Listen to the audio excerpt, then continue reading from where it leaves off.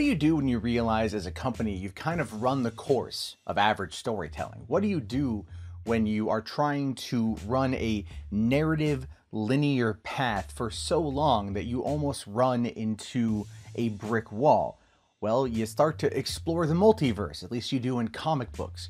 And this is something that as an aesthetic for comics can work out well, because you can usually tie in different runs with different creators and bring it all together for a big mega event that a lot of fans really seem to love. But the truth of the matter is, when you're talking about it from a cinematic perspective, it simply doesn't work the way that you want it to, and I'm going to tell you why. So before we dive into this, we need to understand that right now everything I'm talking about is more or less speculative. Okay, we don't know 100% yet on anything.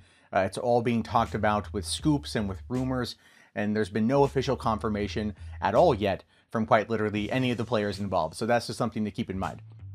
When you look at your two big comic book movie companies, Marvel and DC, and how they're running their live action divisions, we start to see that they run into these walls. And they were able to actually get around this back in the day, at least on DC's side, by having multiple Batmans, by having multiple movies that didn't necessarily connect to one another. And then, of course, following the events of the Christopher Nolan trilogy, that was the first actual completed Batman trilogy with the same actor and director.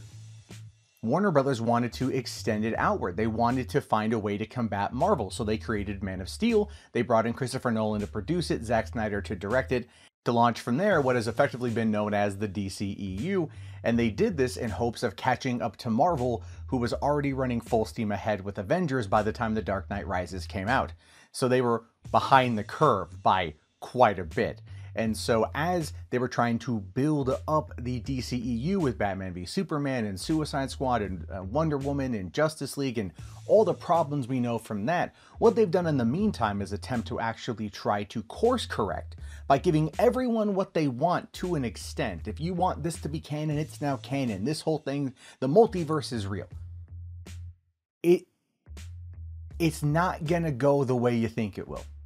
And I've been open about this before in the past, and I've been very critical of DC about this in the past, but Marvel's kind of going the same pathway right now, and I'm telling you guys why it's not going to work out as well as they think, and as well as you might think. Now, you might be a hardcore comic book fan that knows the ins and outs of these stories, knows the ins and outs of these characters, and is very much able to pull from the lore when necessary. A lot of us who know about Star Wars or other Star Trek or Doctor Who or Game of Thrones, we know the source material. It allows us to have a greater insight. Okay, that's perfect. That's fine. It's meant for us. But we are never as many as they want it to be. We are never as many as they want it to actually be, because we might bring the money, we might bring the hype, but we're not going to like bring in the normies. And the normies are really where the money is. An average person in Oklahoma is not going to know the lore. They're not going to know the history. They're not going to know the characters of these interpretations from this run, or however you want to look at it. So for them, they want something that they can connect with. This is why the Marvel Cinematic Universe has worked out as well as it has. It's a producer-driven series. Each movie is like a new episode in a season. We went through the whole first 11 years of the Infinity War saga, and now we're moving on to something else, which now seems to be the multiverse. Which now seems to be, I guess, from what I can gather, the only way to really include X-Men, Fantastic Four, and all the other properties that Marvel got back with the Disney acquisition of Fox from last year. Never mind the deal with Sony for all those 600 Spider-Man characters that they have the cinematic rights to. And they need to keep making movies, or else they have to then give those rights back. And they don't want to do that. There's too much money at play, especially when they found a way to tie it into Marvel with Spider-Man. So Sony decided that they want to start really pushing this multiverse, because that's the only way they're going to run parallel to the MCU. And it's interesting in theory. It's very interesting in theory to see how they're going to be able to play that off. But again, what they should do is run parallel to the MCU and have it reference in mainstream Spider-Man movies. Therefore, that's the one they can do. And maybe work a deal with Kevin Feige in order to kind of subtly reference something in another MCU movie as a way to kind of pay homage, or just kind of tip their hat to acknowledge the existence of the other thing. But here, with Spider-Man 3, Doc Ock, Electro, Peter Parker from Sam Raimi's, Peter Parker from Mark Webb's, so Tobey Maguire and Andrew Garfield, Kristen Dunst, Emma Stone, apparently. Like, they're gonna bring in Emma Stone, okay? Now we're also hearing that apparently Matt Murdock, Charlie Cox, is gonna be coming back in for a cameo appearance in this particular movie. And that is the joke I even brought up last night on the Hollywood After Dark show. Is Tom Holland even in his own movie? Is he just gonna cameo in this film? Like, what the hell is going on? There are a lot of people out there that are very hyped about this. They're very excited about this, but they're also starting to see the cracks in the wall. They're starting to see the cracks in the foundation. Now, granted, in Feige, I trust 110%. This is a guy who I know is going to be able to do a good job and wrangle it all in. But as I mentioned on the podcast last night, this feels like an Avi Arad push, something we would have gotten in the mid-2000s when Hollywood didn't know how to handle superhero films because they weren't producer-driven. And this is actually one of the problems that DC currently has, is that it's still not producer driven, that it is either executive driven to an extent, but their executives keep changing, especially now that AT&T and Warner Media are involved. We don't quite know who's really running the show over there when it comes to these particular properties. Yes, I know there's Greg Berlanti for TV and there's Walter Hamada over there at DC Films, but let's be realistic here. Neither one of those guys, I think, has the chops at this point to lead the DCEU forward in a way that's going to be cohesive and profitable. Right now, they are very much like Sony, throwing everything at the wall to see what sticks and what audiences are going to resonate with. And that's actually a big problem right now. Audiences don't want to overthink things. And when you start hearing all these rumors and all these breaking reports about all this more stuff coming, it's like throwing everything, including the kitchen sink. Maybe we'll get lucky. But right now, with the current state of movie theaters and the current state of streaming and where we find ourselves in this new entertainment-based world, that kind of thinking is not only irrational, it's dangerous. And I say that because, again, if one of these properties starts to fall, how many other of the tent poles, how many other of the foundations can even it out, can take that hit? Marvel has a lot of properties to pull from. They're going to do a little bit better. DC, on the other hand, does not.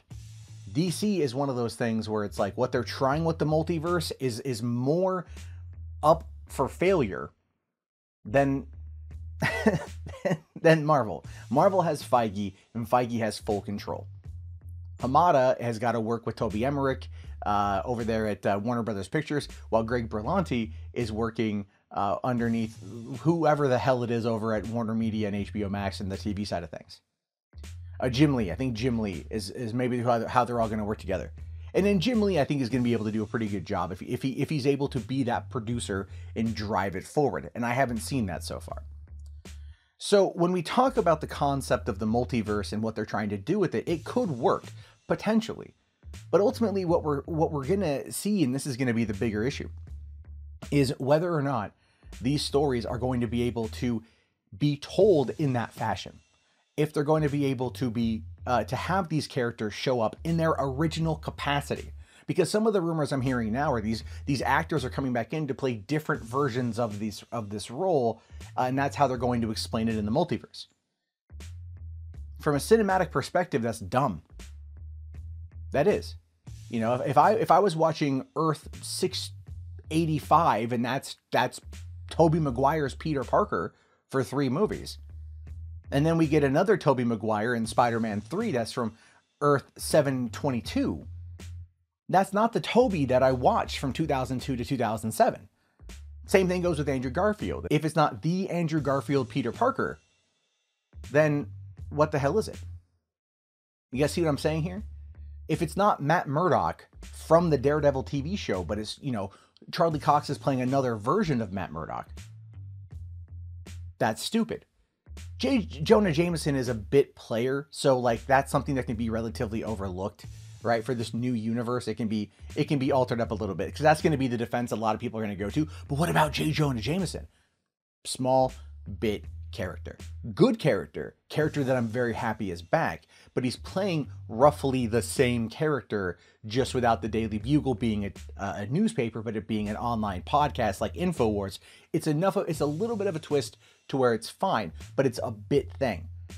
If they're going to be bringing back in Charlie Cox as Daredevil, I want Vincent D'Onofrio as Wilson Fisk. You know, I want Karen Page and Foggy Nelson. I want Elodie Young back as Elektra. She's alive probably somewhere.